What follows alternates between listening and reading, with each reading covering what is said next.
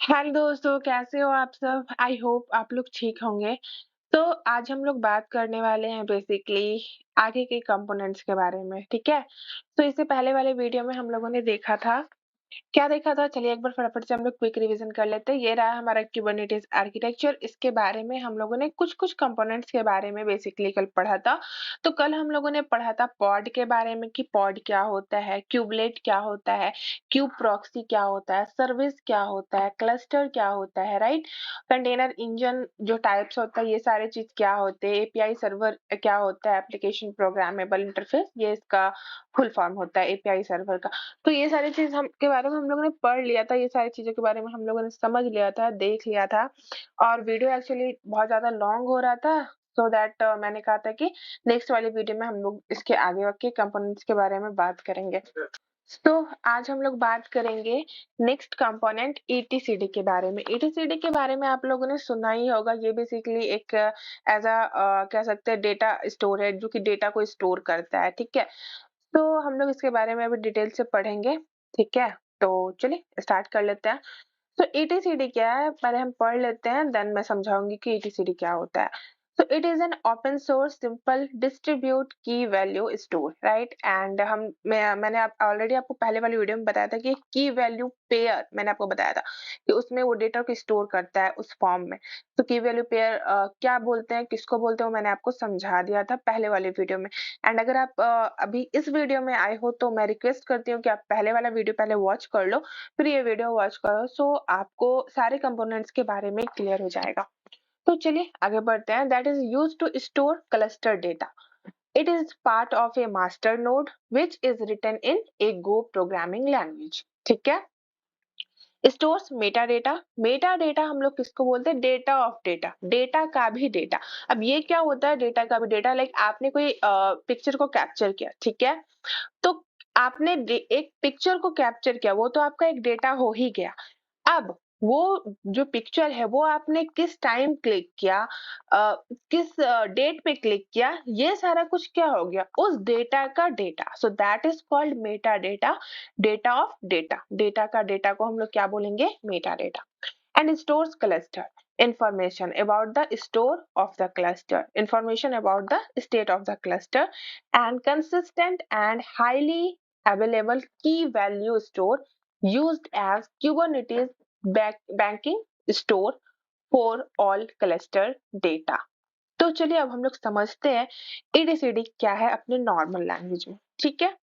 So basically ETCD एक open source distribute की value storage है जो क्लस्टर डेटा को स्टोर करने के लिए इस्तेमाल होता है और ये मास्टर नोड का एक हिस्सा होता है और गो प्रोग्रामिंग लैंग्वेज में ये लिखा गया है। यहाँ तक क्लियर है?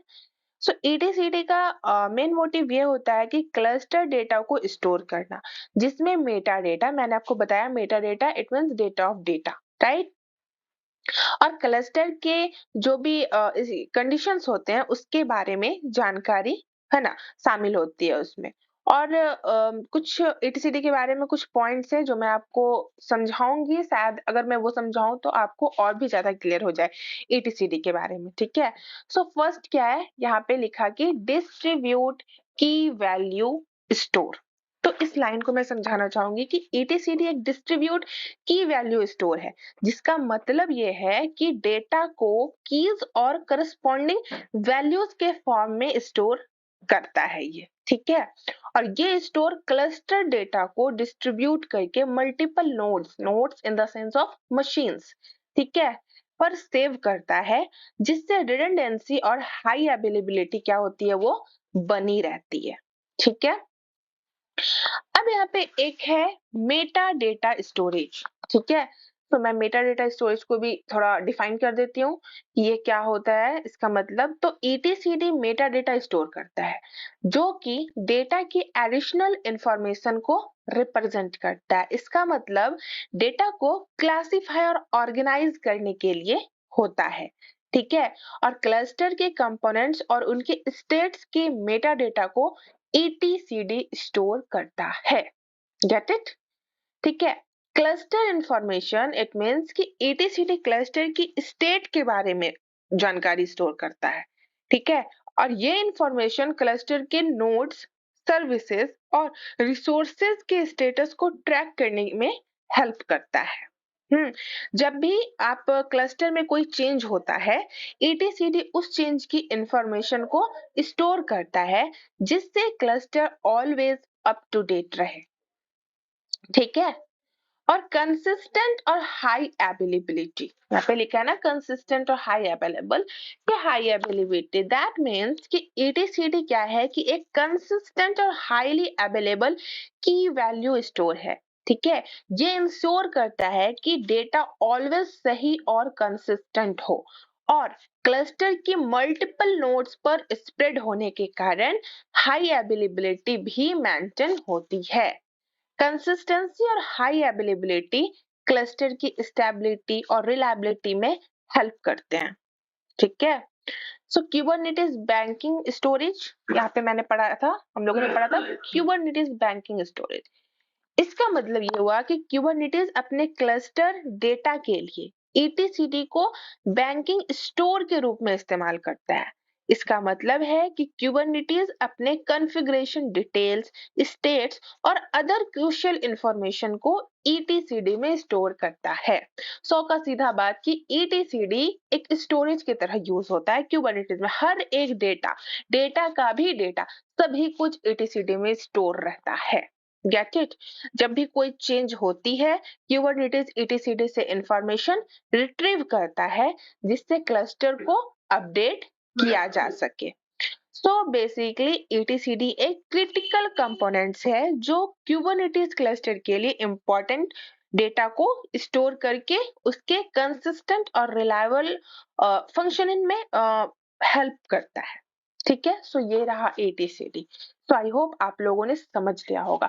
अगर एक लाइन में मैं कहूँ तो फिर से मैं कहूंगी कि ETCD एक स्टोरेज है जो हर तरह के डेटा को और डेटा का भी डेटा को अपने पास स्टोर करके रखता है।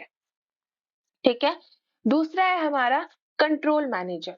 So control manager, the Kubernetes control manager, also called cube controller manager, is a daemon that acts as a continuous control loop in a Kubernetes cluster. The controller monitors the current state of the cluster via calls made to the API server and changes the current state to match the desired state described in clusters declarative configurations. Kubernetes resources are defined by a manifest file written in YAML. When the manifest is deployed, an object is created that aims to reach the desired state within the cluster. From, the, from that point, the appropriate controller watches the object and updates the cluster existing state to match the desired state. तो चलिए मैं अब आपको बताती हूँ easy language में कि controller manager है क्या। तो मैं आपको अगर इसका एग्जांपल दूं, मैं अगर आपको इसको समझाऊं, आई होप यहाँ से आप लोग समझ ही गए होंगे। तो चलिए मैं इसको थोड़ा ना इजी लैंग्वेज में आपको समझाने का ट्राई करती हूँ कि कंट्रोल मैनेजर होता है क्या है। कि मान लो आपने एक मैनिफेस्ट फाइल लिखा है जिसमें एक स्पेसिफिक एप्लीकेशन की 4 रेप्लिकास को रन करने के लिए कहा गया है। ठीक है। तो जब आप ये मैनिफेस्ट डिप्लॉय करेंगे तो एक कंट्रोलर इस ऑब्जेक्ट को मॉनिटर करेगा। अगर किसी वजह से क्लस्टर में रेप्लिका की नंबर जो है वो कम या ज्यादा हो जाती है, तो कंट्रोलर कंटिन्यूअस लूप के थ्रू इसकी स्टेट को मॉनिटर करता रहेगा और उसको डिक्लेरेटिव कॉन्फ़िगरेशन के साथ मैच करने के लिए क्लस्टर में एप्रोप्रिएट चेंजेस करेगा। सो बेसिकली इस तरीके से कंट्रोलर मैनेजर का काम होता है कि क्लस्टर की प्रेजेंट स्टेट को कंट्रोल लूप के थ्रू मॉनिटर करना और उसे डिक्लेरेटिव कॉन्फ़िगरेशन के साथ मिलाने के लिए अपडेट करना, जिससे क्लस्टर में कंसिस्टेंट और डिजायर्ड स्टेट मेंटेन रहे। Get it. तो आई होप आप लोगों ने समझ लिया होगा कंट्रोलर मैनेजर का काम क्या है। नेक्स्ट है हमारा component basically scheduler. So the scheduler is in A master node. schedules the task for the worker nodes. And for every worker node, it is used to store the resource uses information. In other words, it is a process that is responsible for assigning pods to the available worker nodes, handles pod creation and management, right? And if you have written that I have to make a pod 3 in a container, the scheduler pod 3 in the container will be made. अगर आप 3 कहोगे तो 3 करेगा, 4 तो 4, आप जो कहोगे वो उतना काम आपका करके देगा, 100 का सीधा बात। If you have not written in which pod to create the container, then the scheduler itself will also do the work of creating the container. ठीक है? सो बेसिकली शेड्यूलर एक मास्टर नोड में एक ऐसा प्रोसेस है जो task को worker nodes के लिए शेड्यूल करता है और हर वर्कर नोड के लिए यह रिसोर्स यूजर्स इंफॉर्मेशन स्टोर करने में करता है, ठीक है, इस्तेमाल होता है। और अगर मैं इसे अगर बहुत ही इजी वर्ड में कहूँ तो ये एक ऐसा प्रोसेस है जो पॉड्स को अवेलेबल वर्कर नोड्स पर असाइन करने के लिए जिम्मेदार होता है। मैंने यहाँ कहा है, इसी चीज को मैं बेसिकली आपको समझा रही हूँ कि in other words it is a process that is responsible for assigning pods to the available worker nodes. ठीक है, और पॉड की क्रिएशन एंड मैनेजमेंट से ये बेसिकली जुड़ा हुआ है। ठीक है, और अगर आपने लिखा है कि आपको एक कंटेनर में 3 पॉड बनाना है तो शेड्यूलर आपको 3 पॉड अवेलेबल करा के देगा, वर्कर नोड पर बेसिकली बनाएगा। ठीक है, लेकिन अगर आपने नहीं लिखा है कि कौन सा पॉड को क्रिएट करना है तो शेड्यूलर खुद से ही काम करेगा और डिसाइड करेगा कि कौन पॉड किस वर्कर नोड पर क्रिएट किया जाए। यहाँ तक क्लियर है? तो बेसिकली अगर हम इसको और भी ज्यादा अगर डिफाइन करने का ट्राई करें तो सपोज मान लो कि आपने लिखा है कि आपको एक वेब एप्लीकेशन का कंटेनर बनाना है, लेकिन आपने नहीं स्पेसिफाई किया कि कौन से वर्कर नोड इस पॉड के लिए यूज किया जाए। तो शेड्यूलर डिसाइड करेगा कि कौन सा वर्कर नोड अवेलेबल है और उस पर ये पॉड क्रिएट किया जाए। समझ में आ रहा है? सो और बेसिकली इस तरह से शेड्यूलर जो है, शेड्यूलर का काम होता है पॉड्स को वर्कर नोड्स पर असाइन करना, और अगर आपने स्पेसिफिक वर्कर नोड नहीं बताया तो वो खुद डिसाइड करेगा किस वर्कर नोड पर पॉड को क्रिएट करेंगे, और अगर आपने बता दिया देन वो उसको कर देगा। ठीक है, सो यही है बेसिकली आपका जाकर शेड्यूलर का काम। तो आई होप आप लोग समझ गए हो कि शेड्यूलर क्या करता है। नेक्स्ट है हमारा कंट्रोल पैनल या फिर plane, both are same thing. So Kubernetes control panel is a web based user interface. The control plane manage the worker nodes and the pods in the cluster. ठीक है, तो basically Kubernetes control plane क्या है? एक web based user interface है जो कि आपको Kubernetes क्लस्टर को मॉनिटर और मैनेज करने में हेल्प करता है। ठीक है, और अगर कंट्रोल और बेसिकली कंट्रोल प्लेन जो है आपको एक सिंगल इंटरफेस प्रोवाइड करता है जिससे आप क्लस्टर की स्टेट को देख सकते हैं, पॉड्स को मैनेज कर सकते हैं और ओवरऑल क्लस्टर को मॉनिटर कर सकते हैं।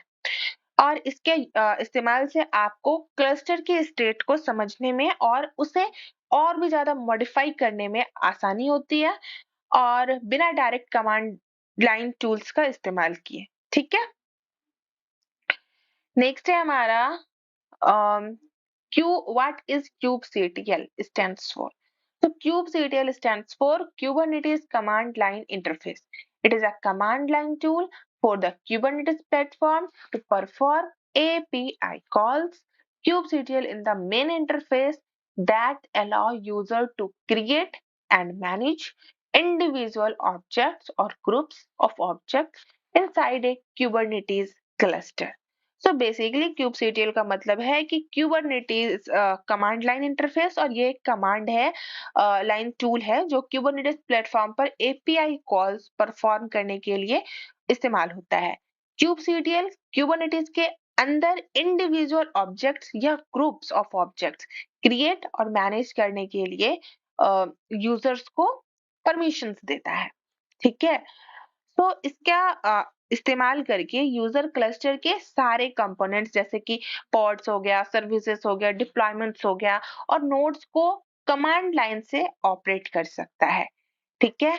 kubectl कमांड्स का इस्तेमाल करके आप क्लस्टर के स्टेट को देख सकते हैं, उसमें चेंजेस कर सकते हैं और ओवरऑल क्लस्टर को कंट्रोल कर सकते हैं। तो बेसिकली kubectl kubernetes के सारे फंक्शनैलिटीज के साथ इंटरेक्ट करने का एक सोर्स है कह सकते हैं, ठीक है? और इससे यूजर्स को क्लस्टर के साथ इंटरेक्शन करने में फ्लेक्सिबिलिटी और कंट्रोल मिलती है। इस टूल की हेल्प से यूजर्स क्लस्टर के थ्रू एपीआई के साथ कम्युनिकेट करके अपनी एप्लीकेशंस और इंफ्रास्ट्रक्चर को इफेक्टिवली मैनेज कर सकते हैं। तो आई होप मैंने बहुत ही ज़्यादा डिटेल में आप लोग को बताया कि kubectl क्या होता है, कंट्रोल पैनल या प्लेन क्या होता है, शेड्यूलर क्या होता है, कंट्रोलर मैनेजर क्या होता है और etcd क्या होता है। तो वीडियो बहुत ही ज़्यादा लॉन्ग हो गया है, बट इस वीडियो में हमने टोटल सारे कंपोनेंट्स वर्कर नोड्स के और मास्टर नोड्स के कंप्लीट कर लिए और अब आपको पता है कि एपीआई सर्वर क्या होता है, कंट्रोल मैनेजर का काम क्या होता है, शेड्यूलर क्या होता है, etcd क्या होता है, राइट? क्यूबलेट, पॉड, ये सारी चीजों के बारे में हम लोगों ने डिस्कस किया है। बेसिकली 2 वीडियो हम लोगों ने बनाया है इस पे, तो आप वो 2 वीडियो को वॉच करो, आपको पूरा अच्छे से समझ आ जाना है कि ये सारी चीजों का काम क्या है और ये सारी चीजें है क्या, ठीक है? तो अगर आपको वीडियो अच्छी लगी हो तो वीडियो को लाइक कर दो, सब्सक्राइब कर दो, शेयर करो, ठीक है? और यार वीडियो को ज़रूर से लाइक करो बिकॉज़ यूट्यूब का वो एल्गोरिदम होता है ना कि आप वीडियो को जितना ज़्यादा लाइक करोगे तो यूट्यूब को लगता है कि नहीं, ये कंटेंट जो है सही है, अच्छा है, लोगों को समझ आ रहा है, लोगों को इससे हेल्प हो रही है, तो चलो इसको आगे भी शेयर करो। तो यार उतना सा मेरा आप हेल्प प्लीज़ कर दो, वीडियो को लाइक कर दो, ठीक है? तो चलिए अच्छी बात है, आप लोगों ने सीख लिया कि ये सारी चीज़ें क्या होती है एंड या एक चीज़ मैं और आपको इस वीडियो में कहूँगी कि मैं ना शॉर्ट्स वीडियो बना रही हूँ क्यूबरनेटिस बेसिकली अभी मेरा एक टॉपिक ही चल रहा है क्यूबरनेटिस। तो जितना हो सक रहा है मेरे से कि क्यूबरनेटिस पे कैसा-कैसा क्वेश्चन पूछे जा सकते हैं ठीक है, इंटरव्यू में या फिर कहीं भी क्या-क्या मेरे को हम लोगों को जानना चाहिए क्यूबरनेटिस अभी हम लोग पढ़ रहे हैं, तो मैं उसपे शॉर्ट्स वीडियो पूरा क्यूबरनेटिस पे ही अभी मेरा टारगेट है तो उसपे ही मैं बना रही हूँ, तो आप वो भी वॉच कर सकते हो और वहाँ पे भी सीख सकते हो। छोटे-छोटे क्वेश्चन्स होते हैं, ठीक है? 30 सेकंड्स, 20 सेकंड्स आप देखोगी शॉर्ट्स तो आपको पता चल जाना है। तो मैंने बताना था तो मैंने बता दिया। तो फिर से मैं अगेन कहूँगी चलिए वीडियो को यहीं तक रखते हैं। वीडियो अच्छी लगी हो तो वीडियो को लाइक, शेयर, सब्सक्राइब करो, शेयर करो। चलिए कल फिर मिलते हैं एक न्यू वीडियो के साथ। तब तक के लिए बाय बाय दोस्तों।